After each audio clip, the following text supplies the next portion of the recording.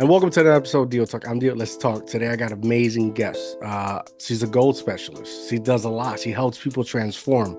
Ladies and gentlemen, can we welcome to Debi Kinney. Welcome to the show. How are you? I am wonderful today. How are you? I'm good. I'm excited. I'm Me excited. too. I'm, I'm I'm, thrilled I'm to be dying to here. talk to you. It's So going to be what's new? great. What you're doing? Please tell me because you have a lot. You have a lot. You're a busy bee. Yes. Well, it depends on the day. That's what I say. That's what I love about what I do is no 2 days are the same. There's no cookie cutter over here. So essentially, I am a goals coach and I work with my clients in the areas of health and nutrition, fitness, lifestyle, and business. And so I've been a coach for 4 years officially, but I've been in the health and fitness space since I was 13 years old, which is Wow. crazy to me because my son's 13. So it's a really interesting little mirror that gets held up to me every day.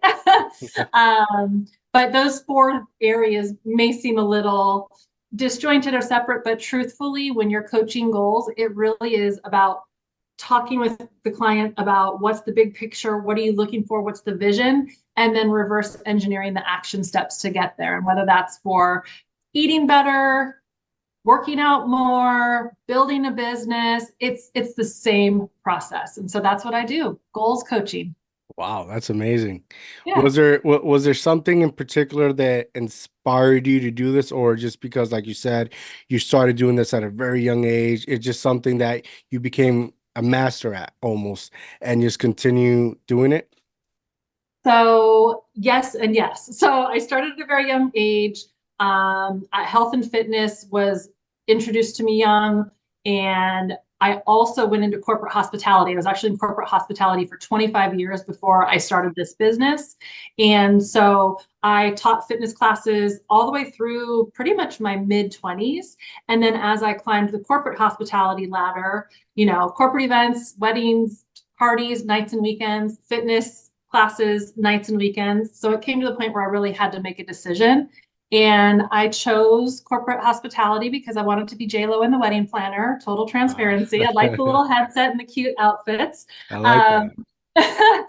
and so, but health and fitness always remained a very important personal value for me. I've worked out my entire life with the exception when I got put on bed rest when I was whatever 6 months pregnant, and even then I like Wow. begged my OB if I could just walk to the mailbox. So it's just always been a really important value for me. And then fast forward, 2020 hits, COVID hits, and I just wanted to help people. I just wanted a way to connect and to be like this beacon of hope in this really dark, unknown, just crazy time. And about that time, I was approached about becoming a coach. It actually kind of landed in my lap, and it was so aligned with my personal values and where I really wanted to be in a workspace that I was receptive to the opportunity and started coaching as a side hustle, as a lot of people did during the pandemic. And the business just grew. About 6 months into my coaching business, I called my husband at work one day and I was like, I think I can leave my corporate job and do this full time, but please double check my math. And we discovered I could. So I did. And I went from health coaching to life coaching. I had people reaching out to me saying, health isn't really on my radar, but I really want your help with time management, organizing things in my life that I have goals for. And then I added personal training because that seemed like a good trifecta and wanted to be able to offer the fitness aspect to offset the nutrition piece. And from there, I added in business consulting, and it sort of came full circle because I'm an award-winning business strategist. And I really there is nothing that lights me up like sitting and talking like business strategy. So coaching became the umbrella to house all four of those unseemingly related, but definitely related aspects of coaching. And, your original question to how I got into this, that's how, but really I had to sit and think as I added different services on and as I was approached for different opportunities, I had to kind of connect the dots on my own because it was very confusing Yeah, at first as I expanded my business. yeah, But now as a goals coach, it came full circle to event planning. Because if you think about planning a party, what do? You have the big vision and you yeah. want the cake and the balloons and the flowers and the photographer. That's the big vision. And then from there, you reverse engineer, you hire the DJ, you hire the photographer, you buy the balloons, you buy the cake. And that's what it is with goals. We talk about the big vision, the big picture, the wow, and we reverse engineer action steps to get there. Very, very similar to what I did for 25 years, just a different realm. Boom, there you have it. Boom. So how's like, talk to me about like that moment you realize, whoa, I could go work for myself. Because essentially you're an entrepreneur. You evolve to a certain level, you develop a certain skill set that not the common person has, right? Especially when it comes to hospitality. And you decided, you did your numbers, I could do this on my own. How was that moment? Was it surreal for you? Was it It was surreal for your husband? my probably didn't surprise my husband as much as it did me. It was surreal for me because, fun fact, this was the second business that I started. I started my first business as an event planner at 25 years old, Wow. dissolved that about 6 years later when I moved to Vegas, because Vegas is a totally different beast as far as hospitality goes. And I wanted to learn it from the inside out here. But I started this coaching business at the age of 45. And so that was a whole other dynamic of like, whoa, am I really going to walk away from a 25-year career? It was more of an identity shift Yeah, yeah. and like this who am I kind of moment. So that's a great question. It was hard. And of course, anytime you're an entrepreneur, I'm sure when you started your podcast, it's like, is this going to work? There's some fear, there's some unknowns, there's some risk, and you sort of start to weigh all the Yeah, factors. yeah. More than anything else, the more people I coached on the side while I had my main job, the more it really proved that this is my passion and my purpose and my like reason for being here is just to help people become the best version of themselves. And I've studied it. I've lived it. I went through my own physical transformation. I lost 26 pounds and 17% body fat the first year and a half of coaching, just because I started eating better, working out differently, drinking more water. And I was like, if I can, I love food, by the way. Like I can eat twice as much as my husband. He will tell you that. And I want people to have accessible, simple ways of doing hard things. And so, yeah, so it was definitely a question mark in my head. There was some risk and some fear, but at the end of the day, I love change and I love a challenge. Like, so it was game on. No, that's amazing how you were able to take your own story, right? Because you before you ever knew it, it's like you're working on yourself. Once you were able to understand what that was, now contribute that, take it, and help others with that. Yeah, absolutely. I'm a big believer in paying it forward. I'm very active in the nonprofit philanthropy community. I'm a big believer in legacy and giving back. But after, I saw my mom struggle with her weight my whole life. Mhm. And if you had looked, I'm almost 5'9", so I didn't look overweight. No one was like, oh, you need to go on a diet. There was no doctor telling me to, but it was just for my own. I was middle aged. I was 45 years old. I have a back injury. I have an autoimmune disease. I didn't feel good. And I wanted to be present for my son's life. I'm a super active person. And the better I ate and the smarter I worked out, the more energy I had, the better I felt. And I was like, oh my gosh, there's so much conflicting information out there about what to eat, what not to eat, how to work out, how often. I just want to cut through all the BS. I'm a very straightforward, direct person. And I Yes, don't yes. like all the noise. I look at the science. I look at what I've studied, I look at my own experience, and I look at where my clients are at, because that is really important, is to customize. The same thing doesn't work for everybody. Yeah, correct. Some people swear by keto, some people hate keto, some people love powerlifting, some people hate it. So you have to also take in those individual human factors and create a plan that works for the client. And that's exactly what I do. Wow, that's amazing.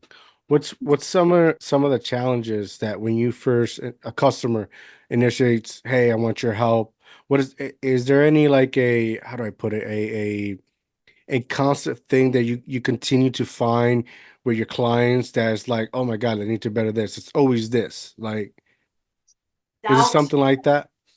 Yeah, doubt and resistance. Those are definitely like the top two. Is most people have done all the things, tried all the things, when you're talking about health and nutrition and fitness, outside of like life coaching and business coaching, that's a little bit different. But for health, nutrition, and fitness, doubt and resistance. I want to be 20 pounds skinnier. I want to gain 10 pounds of muscle. But I want to do all the same things. I don't want to change it. Yeah. And so that's definitely the common thread is like, what are the sacrifices you're willing to make short term to get to where you want to go? And then what can you keep doing long term to maintain those changes? And that's really what it's about. From a business standpoint, it probably is similar to doubt, but it's more about the doubt of investment. It's the doubt of investing back in your own business and your own growth. And so I would say, doubt and fear and resistance are always like that common thread that I, as a coach, have to really work through, because there's no guarantees. I can give you the toolbox full of all the tools and the information, but the one thing I can't do is I can't do it for my clients. I can work with them. I can give them the science. I can tell them about all the data. I can create a plan with them. But at the end of the day, my clients have to do the work themselves. And so that's really the one piece that is the disconnect with coaching. There's no guarantee. So working through that and helping clients to see that vision and what those possibilities are and the work that's required on their end, that's the biggest hurdle. Yeah.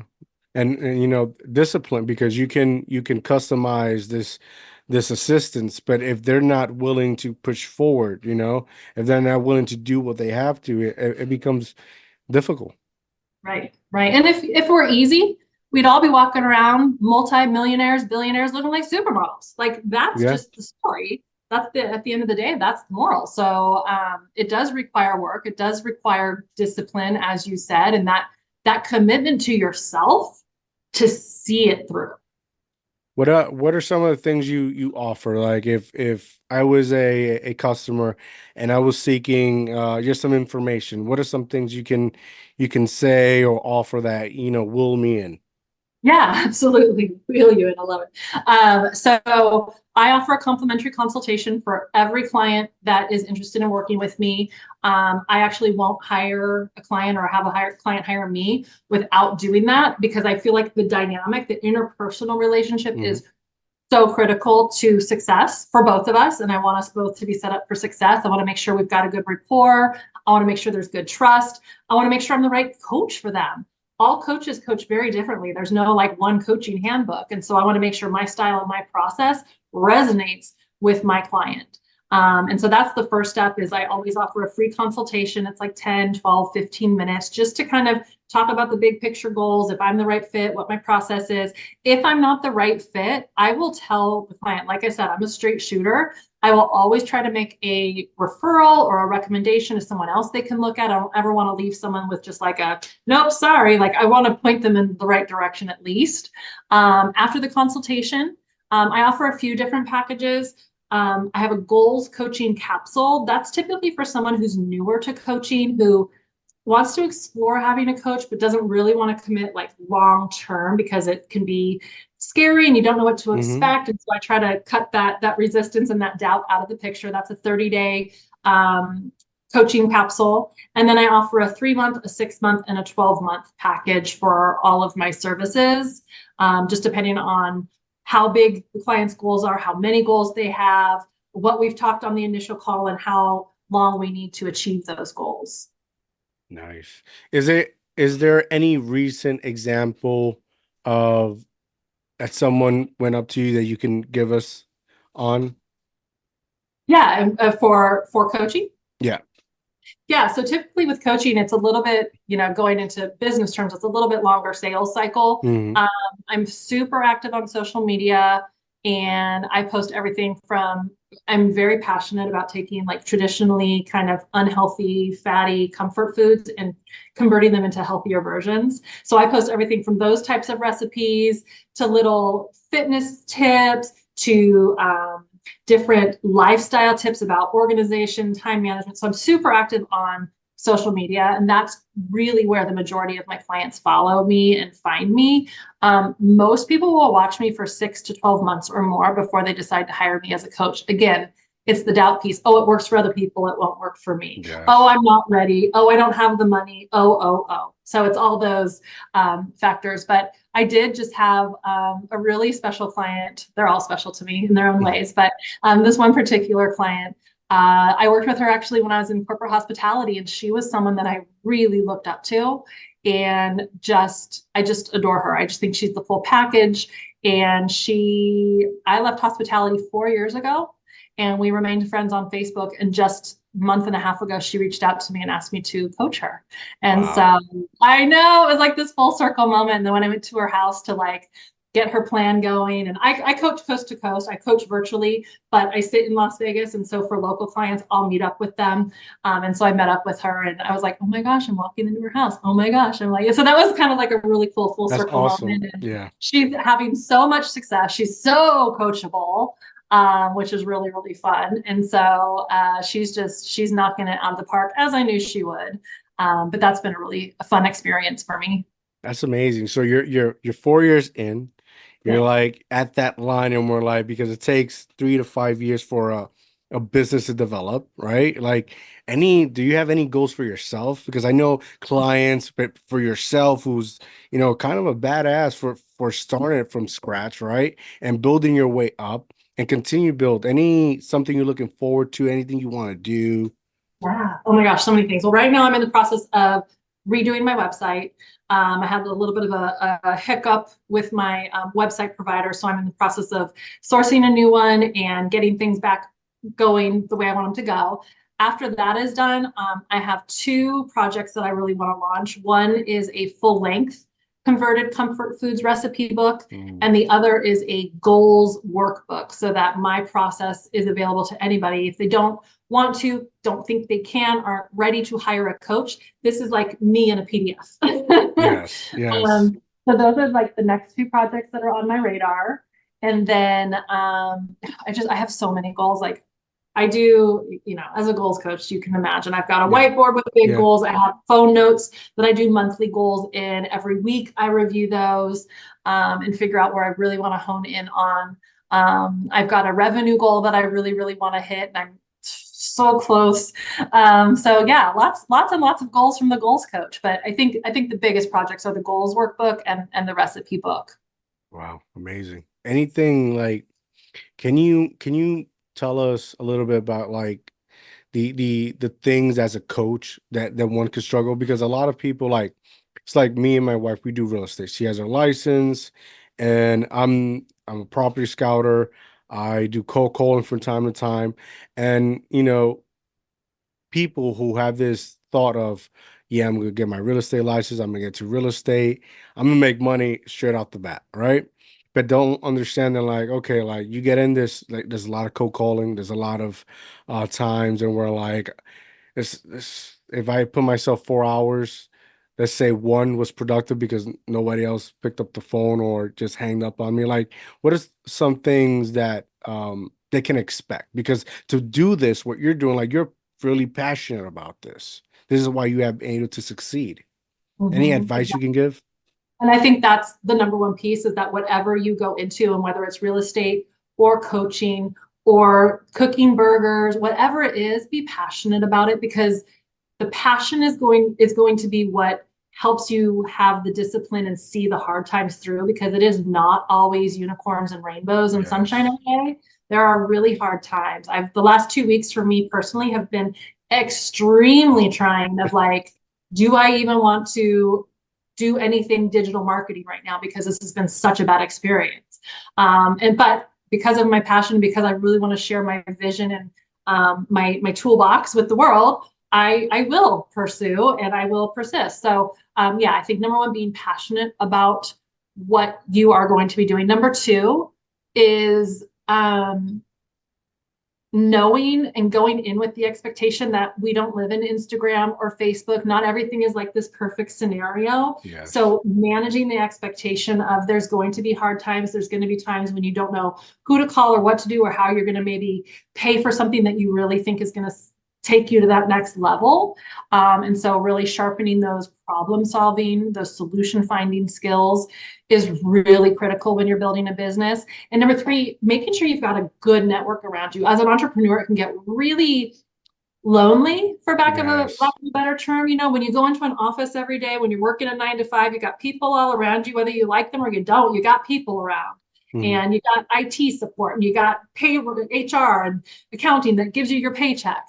When it's you as your entrepreneur, you have three people on one, me, myself, and I, and you do everything. Yes, yes. So making sure that you've got a good community around you, and whether that's a mentor, a coach, an accountant, someone to do your website, find what you're good at and where your strengths are, and stay in that zone of genius. Everything else, find people to do it. Spend your time where you know you're going to be able to make the most impact, and outsource everything else. You will find the money, you will find the right partner who wants to trade with you or work with you. And so they're going to be flexible if you can't afford it. There's always a solution. But, I really, really, really wanted to do some networking, and I wasn't finding the right group. It was either meeting at the wrong time, or it wasn't quite the right set of people. So one of my mottos is, if you can't find it, create it. Because if Mm. I'm looking for it, I know there's going to be 10, 15, 50, 100 other people looking for the same thing. So I've now done that 3 times since starting my business, 2 with different networking groups, and 1 with a women's golf lesson group that meets once a month. Wow, Yeah, nice. so but business is done on the golf course. It can be intimidating as a lady, or as anybody Yes, who doesn't know how to that's golf, to very go out true. to golf tournaments. So now me and 20 of my friends, that are all entrepreneurs, we all can hold our own in a golf tournament. Nice, nice. And That's how that's good for business too, because you never great for know. business, and it's amazing to leave early on a Friday and go hit the Yeah. golf club. Like, that's a very full circle, like, wow, I'm so blessed moment. Yeah, I really agree in the fact that like when you're doing this, you need other minds to talk about what you're doing. Like you need it's very important to have those people who have that productive conversation and just brainstorm because you never know just having like you're swinging at a golf court, a golf ball, and you're talking among each other, and somebody says something that triggers a thought, and you're like, oh my God, why didn't I not think about this before? Yep, yep. You need that sounding board. You need that outside perspective. It's so critical. I actually am in the beginning stages of launching another networking group called the Entrepreneurs Exchange. And it's literally a place just to connect and share ideas, share challenges, brainstorm solutions. You need that platform. And again, in a 9 to 5 job, there's a space and a place for that when you're trying to, launch a new product, or solve a problem. But as you in your own business, where do you go to talk about those things? And so Yeah. finding those spaces, to have that sounding board and to brainstorm ideas and brainstorm solutions is absolutely critical. Yes, I agree. You started your own charity. Is it Win-Win? That's So I called. didn't start Win-Win. I'm on the executive board, but yes, I Oh, am very passionate about Win-Win charity. One of my clients, his name's Jeff Savilico. He started Win-Win. can you talk a little bit about that? Yeah, I would love to. So Win-Win Charity is a nonprofit organization. It was founded in Las Vegas, but we actually serve hospitals nationwide. And what we do is we provide free entertainment to children who are in hospitals, whether it's short-term or long-term. And for many of them, I mean, our mission is just to deliver smiles to kids in hospitals. For many of them, that is the only outside interaction they will get. They're battling sometimes life-threatening diseases. And so we are just this hour in their day that we spark joy, and we bring interaction. And it's everything from ventriloquists and magicians, talented singers, jugglers, like you name it. We've had professional athletes come in and just, again, spark joy and create memories and take these kids' minds off the fact that they are sitting in a hospital. And it not only impacts the kids, but also sometimes the siblings are there, the family members, the nursing staff at the hospital gets a little bit of a levity moment. And so it's just a really, really awesome charity to be a part of. That's amazing. I'm happy you're being part of that. Thank That's much you. needed. So 25 years in hospitality. You left that world 4 years ago. It's 4 years been working for yourself. Are you happy? I'm happier than I've ever been. And I will tell you, I don't take a single day for granted. I'm so blessed to do what I do, to work with the people that I work with, even on my hardest days, even on my days where I have anxiety or I have frustrated clients, because that happens on any sort of journey. I'm helping people change, and change is not easy and growth is not easy. So there are emotions and frustration, even on those hard days, to be able to be a part of their lives and to be able to share tools that past the 3 months or 6 months or 12 months that someone works with me, they're going to have tools for a lifetime. Like that is such a blessing and a gift to me. And I never forget that. So I'm so happy. That's amazing because that's the thing. Like, one thing is you work a 9 to 5 and dealing with other issues, other people, and it drives you crazy. But I feel like when you're doing it for yourself, it's worthy. Like it gives you purpose. Like it's like I'm going through this right now, but eventually it's gonna get better. And you work on Absolutely. yourself. Yeah, it's what are the lessons I'm going to learn? Because as an entrepreneur, you learn so many things about yourself, about how other people operate. And it just, I feel like, makes you a better human because you just become more adaptable. But also, you take your power back. You don't have to listen to what someone tells you to do. You don't have to make the calls someone else tells you to make. Like, it's all on you. For better or for worse, Yeah. it's all on you. You have the power. And that's just so amazing. That's a really important space to be in, is to maintain your power and to make the choices that you feel are aligned with the Yes. path you want to go on. Yeah, it's like you're building your own business model. Like 100%. I remember when I worked at corporate as well, which I do not I do not miss. Sometimes you were stuck in these predicaments and when like you had to work as you were told, knowing and understanding that like that's not gonna work, that's not gonna work. But when you're like working for yourself, you have this freedom to explore, and Absolutely. sometimes you gotta make a mess to learn to see what works. Absolutely. Totally agree. Totally agree. It's never, we've all seen those memes like it's never a straight line. It's all these squiggly lines, or Yes. it's just the iceberg and it's all pretty on top. And then underneath it's like all the hard work and grit and perseverance. And that's really what it is, but it's yours. At the end of the day, it's yours. I mean, it's basically like raising a kid, Yes. it's Yes. another kid that you're giving birth to the concept and the business and where it goes and what it becomes, and you're instilling values. And so yeah, it really is. At the end of the day, it's a reflection of you. It's another living, breathing entity that is you. Yes, yes. Mhm. In your case that you wear so many hats, right? You blew my mind, right? Like, is there one thing that you struggle with? Like for me, building this marketing. Like I started to I think at one point I became like a graphic designer, but I know that that's not my strong suit. So eventually I think I'm going on 4 years now in January.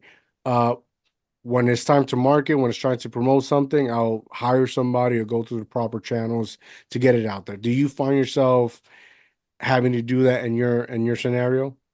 Oh, absolutely. And congratulations on almost 4 years. We're like have the same Yes, age thank you. children. Yeah. Love it. Yeah, I think for me the biggest challenge is finding um, partners, vendors, contractors, whatever you want to call them, that are reliable and that will do what they say they will Yes. do. Yes. That is a very challenging. And even when I was in the corporate world, that was challenging. But when it's your own money and blood, sweat, and tears that you're spending to someone promises you something and under delivers, man, is that heart wrenching. And I just am like on the tail end of going through that. And so that's really challenging for me.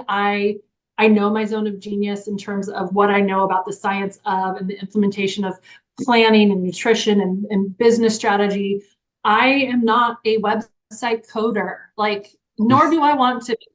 I am not an accountant. I want nothing to do with taxes. Like, those are the things I will outsource. And I've found good partners in most of those, and I'm working towards securing good partners in the others. But yeah, really finding reliable partners who do what they say they are going to do, just as I do for my clients, has been probably my biggest hurdle over the last 4 years.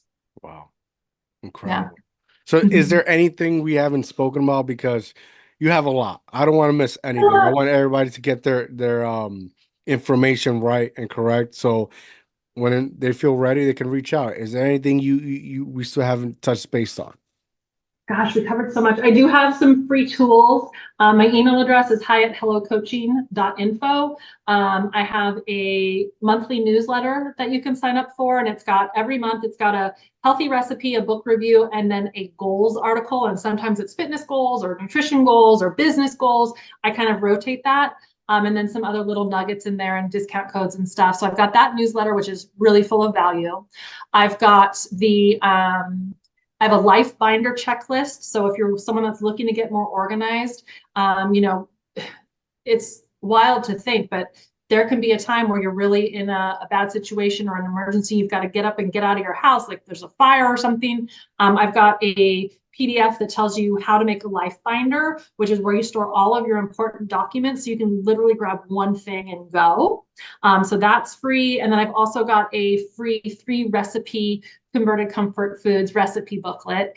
It's got like a chicken parm in there, which is so good. But the healthier version. And so those are kind of the tools that I have. And then, like I said, I offer different coaching packages within the different realms of health and nutrition and fitness, lifestyle and business. But I think other than that, we talked about charity. I'm very active in the Alzheimer's community. I'm team captain of Team Brain Health and founded that team 6 years ago. My husband is a neuroscientist. He studies schizophrenia and Alzheimer's and traumatic brain injury. And so I really wanted to take what he studies. And at the time, my son was younger and I wanted him to be able to give back and learn legacy and community. And there's very few volunteer activities you can do with a 6-year-old, but I knew he could walk. So we joined the Walk to End Alzheimer's, and I created the team to bridge what my husband does with the activity my son could do at the time. And we've just gotten this incredible response and this incredible team that grows every year. And so that's something that people can get involved with in terms of Alzheimer's support and awareness and research. But yeah, I mean, I think just my end goal as a goals coach is to help people become the best version of themselves. I love to help people connect their inspiration and their intention with action, because we can all get inspired and we all have great intentions, but it's that last piece, that action piece, that really sets people like you and I who take action and work hard to make those dreams come true apart from the rest. And so that's what I'm here to help people do. That's incredible. Does your husband focus anything with autism? He does a little bit. And so he's the chair of the Department of Brain Health. And so under that and in some of the other departments, School of Medicine, Psychology, there's some other offshoots. But yes, he does collaborate with autism researchers. Yeah. All right. I just asked because my son's autistic and I'm always trying to gather new information, new studies, just stay informed. We'll have to touch offline because actually with my personal training, I will train the general pop, Gen Pop, if they do a nutrition package, but primarily my fitness field is focused on senior citizens, kids, and people with special needs. So twice a week, I teach at a facility, a group fitness class, and then a personal training session in a gym for my people that just happen to have Down syndrome, autism, blind, I'm very active in that community too. Oh, I love that. How old's your son? He's 7. Oh, I love it. Oh, yeah. We'll have to connect offline about that. Yes. So let me ask you, when do you have time to rest? Because it's like you're on fire. You're everywhere. You're doing a lot of things. I mean, which is great because you're living. You're living. You're having a great life, and that's what most people forget. Sometimes because of the world we set on sitting on a couch watching TV, not really embracing what we have as a gift. Yeah. Rest is very important. I am the type of person that when I have not rested well, it comes out and not in a good way. And as a health and nutrition person, rest is an important part of overall physical wellness. And so I'm a big advocate of it. So I am an early to bed, early to rise kind of a girl. So my goal is to get at least 7 hours of sleep every night. I usually am at the 6-hour, 40-minute mark, although I'm working on that. That's one of my goals for the year. But I also, I will be totally transparent. I've got great boundary setting skills. I've got great time management skills. So if I've got a really busy week or if I'm traveling and I know I need to take a nap in the afternoon, I will block time and I will take a nap. Everybody benefits.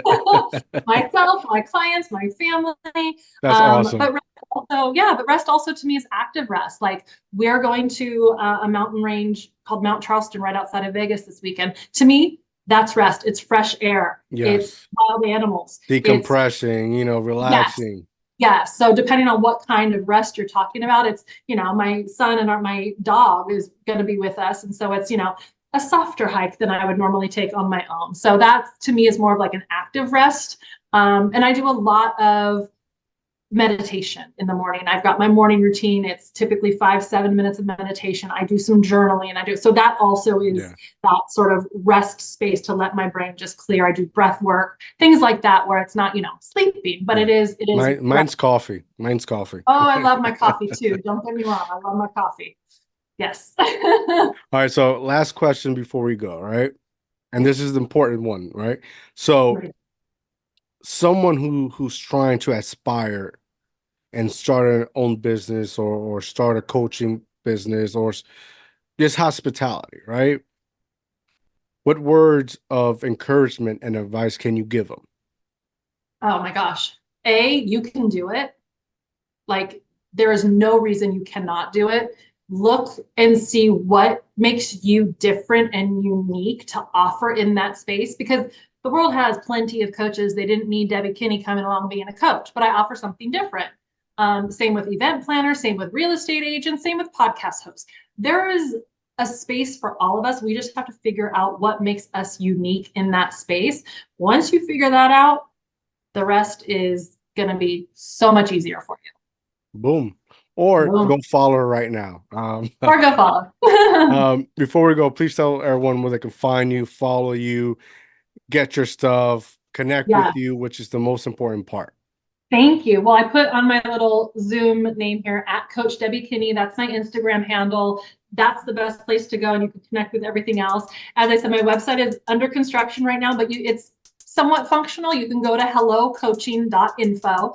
I call it Hello Coaching because with coaching, I believe you have to welcome it into your life in order to fully use it. So hello is the welcome. So hellocoaching.info or at Coach Debi Kinney on Facebook. I'm also on, the TikTok and the LinkedIn and the Facebook and all the things. But those two are probably the most direct connection to connect to everything else. Boom. There you have it, ladies and gentlemen. Make sure you go follow her. Make sure you go support her. Make sure you go connect with her. And make sure you like and subscribe to our YouTube channel, DIOTALK TV. Go follow me on Facebook, Mark King Diaz. Go follow me on Instagram, Mr.Dreams510. I'm out, guys. Have a good night.